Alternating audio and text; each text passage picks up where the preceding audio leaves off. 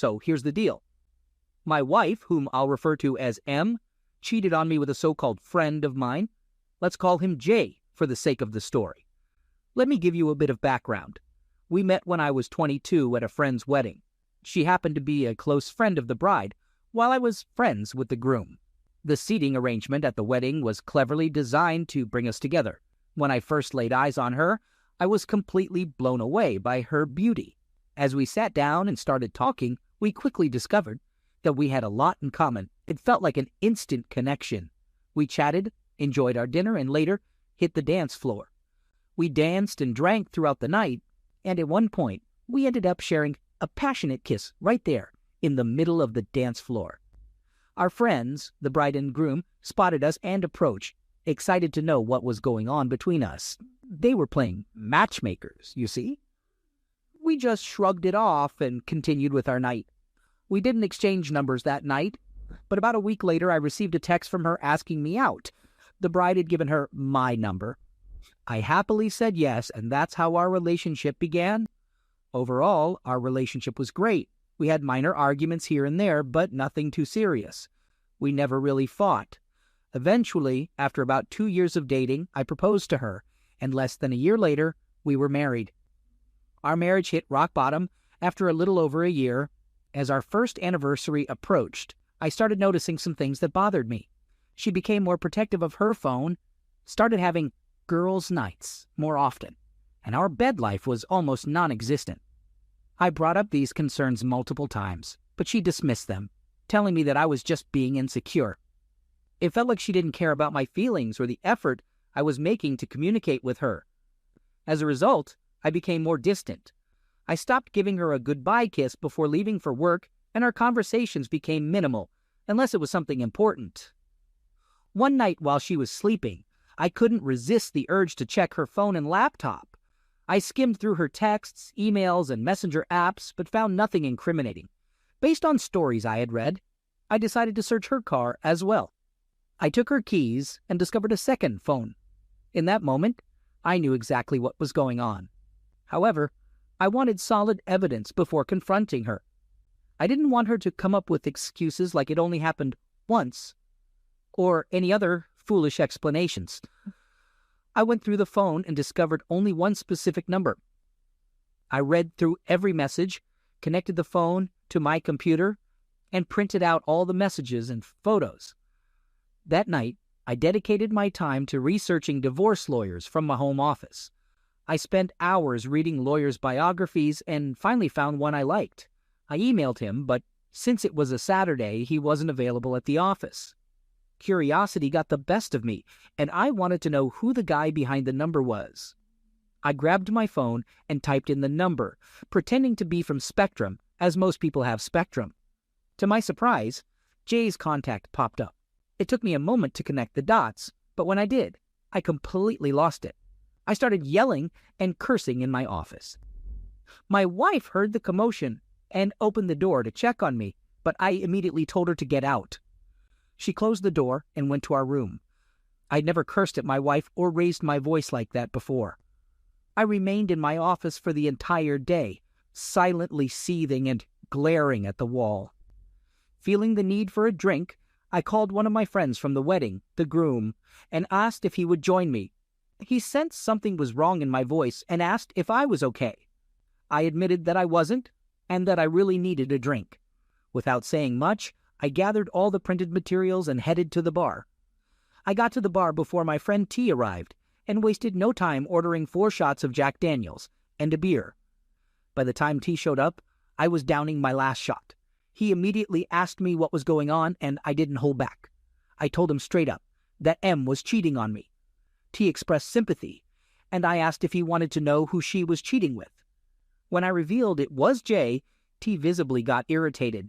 It turns out T was the one who introduced me to Jay, but all he could say was sorry repeatedly. Jay and I were never super close, just friendly whenever we bumped into each other at gatherings. I asked T not to mention this to anyone since I just found out and hadn't even talked to M or a lawyer yet. I specifically requested him not to tell his wife, and if she asked about me, to say I was having work problems. T agreed, and we spent the rest of the night drinking and talking. Eventually, around 3 a.m., I called an Uber and headed home. It was the first time I'd checked my phone since calling T, and I saw missed calls and numerous texts from M asking where I was, when I would be home, and if I was okay. When I got home, she was asleep on the couch. Without saying a word, I went straight to our bedroom and went to sleep. The next morning, she was in bed with me, so I quickly got dressed and left the house. I went to pick up my car and headed to my office, immersing myself in work for the entire day. I returned home around 10 p.m., and to my surprise, my wife was there to greet me. She mentioned she had made dinner for me and asked if I wanted her to heat it up. I declined her offer and went straight to bed. Shortly after, she followed me and started asking what was wrong with me.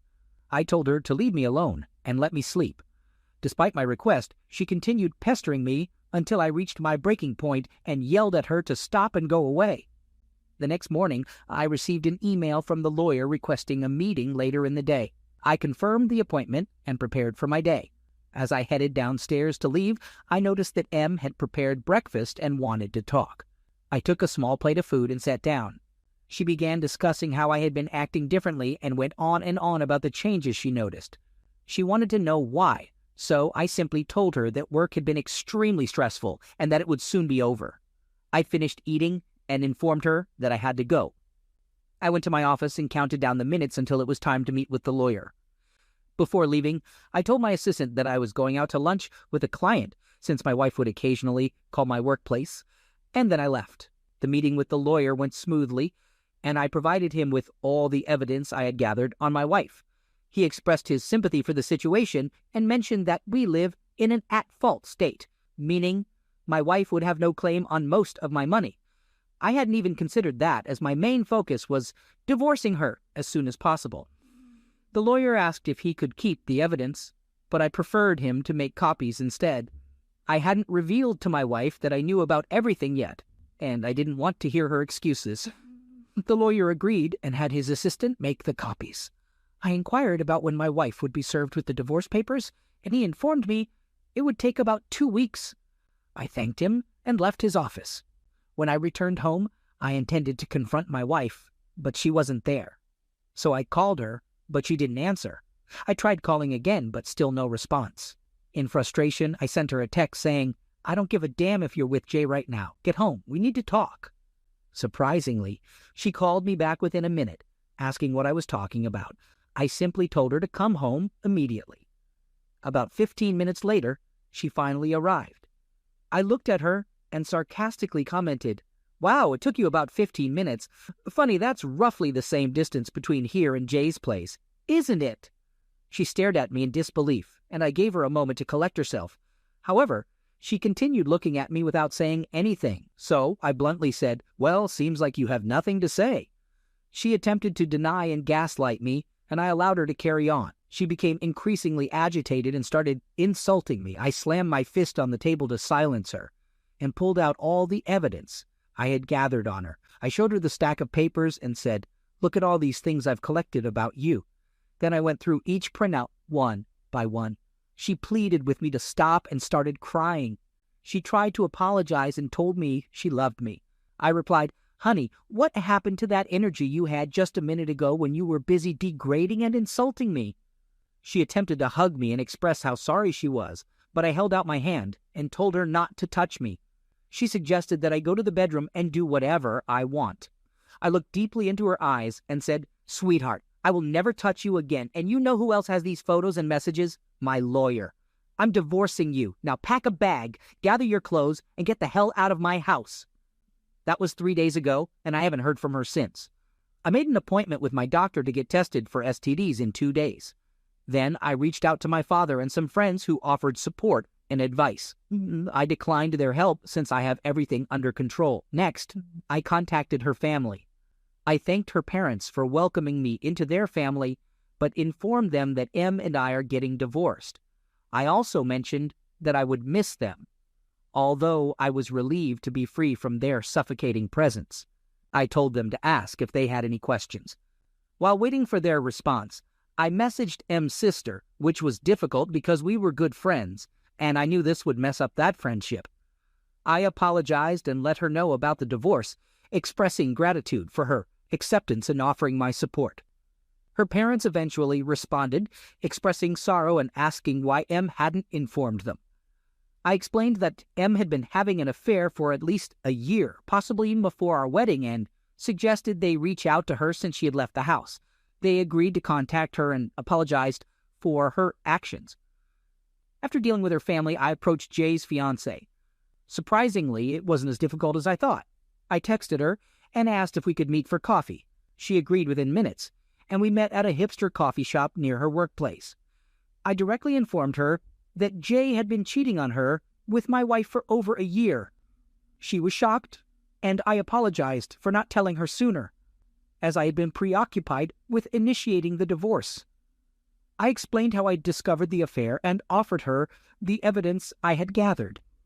She took the binder, looked through the messages and pictures, and began crying silently. I told her she could keep the binder. I had made extra copies to confront Jay or use it as needed. She thanked me, took the binder, and left appearing defeated.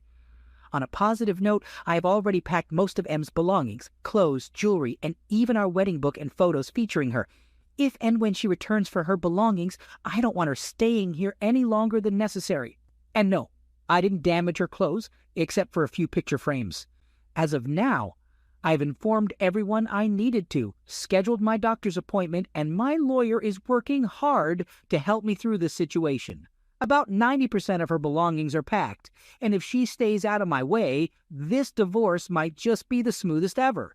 After my drunken night, I woke up to the smell of breakfast, expecting it to be M trying to make up for everything. But to my surprise, it was M's sister, W. She apologized and explained that M had downplayed our issues to her. I shared the whole story with W, and she revealed that M claimed it was a one-time thing blown out of proportion. I made it clear that I have no intention of reconciling and told W to advise M to get a lawyer. W reassured me that she was there for me as a friend, not just because of her sister. We spent 2 days together, and then she left while I prepared for a trip to my cabin. I was gathering my hunting and fishing equipment. She asked if she could join me, but I told her as much as I would like that she should probably go check in on her sister. I'm grateful for her support. I got tested at the doctor's, and results are expected on Monday. I've also checked in with Jay's fiancée, offering to listen if she needs to vent. In the past few days, my doctor confirmed that I'm clean, which wasn't surprising considering the lack of intimacy between Em and me. I reached out to Jay's fiancée, who is currently staying with her family. We met for coffee and talked about the situation. She's confused and unsure whether to forgive Jay or move on. I shared my perspective on cheating and emphasized the importance of making decisions for oneself. The following day, I got a message from my lawyer that M had successfully been served at work. I thanked him for all his work, especially in the time frame he's gotten it done. Not long after that, W called and told me M hasn't left her room all day and she's sobbing in bed. I told her she was served, and he is probably realizing how bad she messed up. I'm prepared for a potential confrontation from M and have a friend ready to act as a witness. I went around to all the cameras that I had up and made sure they were working properly, both the ones inside and outside. I won't end up in jail because of this woman. Turns out I was right, because M showed up at my house, banging on the door and screaming to be let in. I immediately called my friend and W to come over because M is causing a scene at my door. She was hurling curses at me, begging me to let her in, and calling me every name in the book while accusing me of being heartless. Blah, blah, blah. I can't deny that she had a point. But while she was screaming and banging on the door, all I could do was laugh. I started wondering why she didn't just use her keys to enter, or at least that's what I thought. When my friend arrived, M was still screaming and cursing, so he decided to start recording on his phone while staying in his truck. But this idiot brought his wife along, who is M's friend, and she got out of the truck and tried to calm M down. She approached M, putting her arms around her and attempting to talk to her. However, M responded by slapping her across the face and yelling at her to mind her own business. This action prompted my friend, who now has a video of the incident, to call the police. M continued screaming and cursing until the police arrived. When they did, she tried so hard to portray herself as the victim. One of the 2 officers approached her, and she began crying and told them that I had hit her. and thrown her out of the house. My friend and his wife informed the other officer that when they arrived at the house, M was yelling and banging on the door, so they couldn't confirm my innocence. After talking with them, the officer came to my door. M pointed at me and demanded my arrest. As he was about to handcuff me, I told him I could prove her lies with my phone. The officer paused and asked me to show him the footage from the outside cameras. After reviewing the video, he apologized for jumping to conclusions and assuming I was at fault. He mentioned that they received 15 calls from my neighbors. After about half an hour of dealing with the police, M ended up being handcuffed and charged with disturbing the peace, public intoxication, and a DUI. While the police were taking M to the car, W arrived and approached me to ask what had happened. I showed her the video on my phone, and the officer came over to give me the case number and other paperwork. W started asking questions about the charges, so I decided to go back inside. W followed shortly after and sat next to me. She explained that she had left her house for a quick store run, and when she returned, M was no longer in the living room, so she assumed M had gone to bed after drinking too much wine. We talked for a while, and W asked if she could stay the night. I told her she was welcome any time. W mentioned that M had to spend the night in jail, reason unknown to me, but could be bailed out in the morning.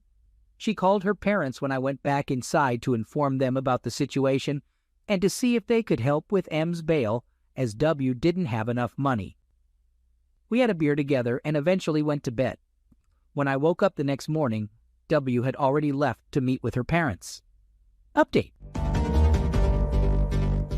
I haven't heard from M since that night, but her lawyer reached out to mine, informing him that he'll be representing her. Finally, we can start the legal process. I also got in touch with Jay's fiancé to get updates on her situation. We exchanged text messages, and she told me she kicked Jay out of her house. Her father and brother packed up his belongings and dropped them off at his place. She mentioned that her dad and brother wanted to confront him physically, but she asked them not to and expressed her desire to move on and leave it all behind. She thanked me for checking on her and assured me that her close friends are supporting her when she needs them. On Friday, as soon as I finished work, I hurried home with the intention of heading to my cabin for the weekend. When I got there, Bubby was in my driveway. She needed to collect her sister's belongings and had a list of items my wife wanted. I quickly went through the list and realized everything was either already packed in a box or waiting in the garage to be picked up. I informed W that I wouldn't be handling or transporting anything from inside the house because I didn't want to be held responsible if M accused me of damaging her things. I assured her that I would cover the cost of hiring a moving company to handle the packing and transportation, as I needed to focus on going to my cabin and didn't have the time to deal with M's belongings. She thought it was a great idea and wished me a fun time. She grabbed a box of M's clothes and put it in her car. Then she turned to me and asked if she could join me this time. I replied, "Sure, why don't you go back home, drop off the box, and pack a bag for yourself?"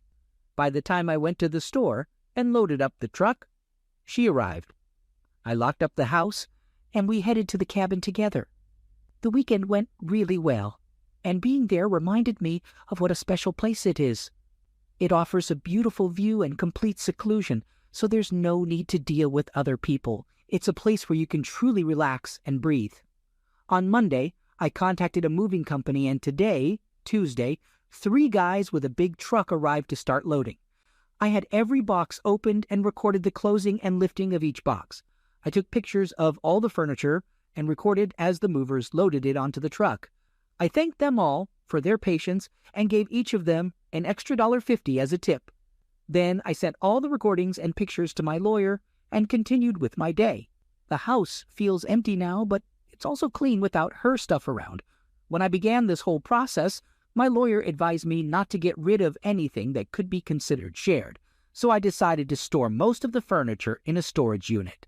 Since she left, I've been sleeping in the guest room. Up until now, I've been buying new furniture, and I'll probably keep most of it in the garage now that I have the space.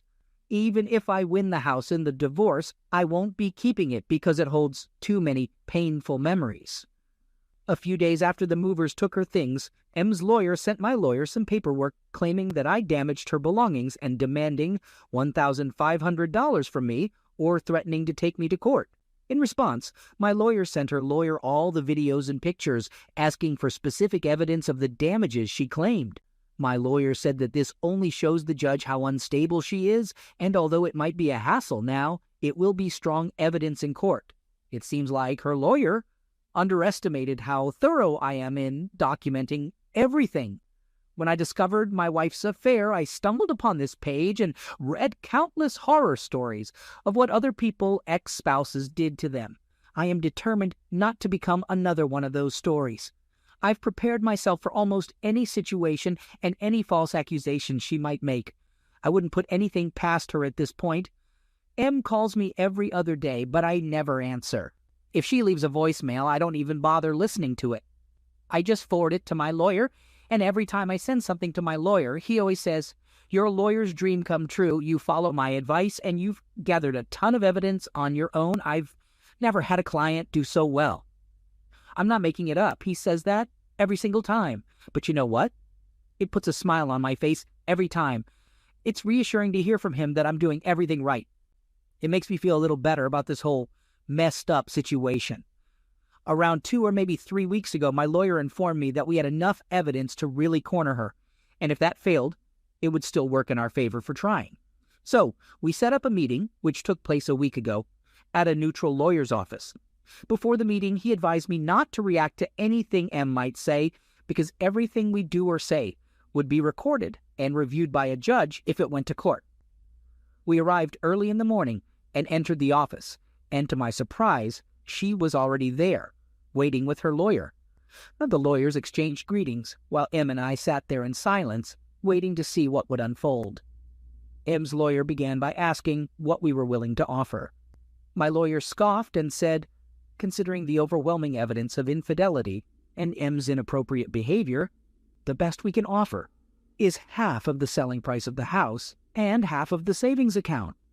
That's more than what any judge would likely grant you. Essentially, you'll leave the marriage with what you came into it with."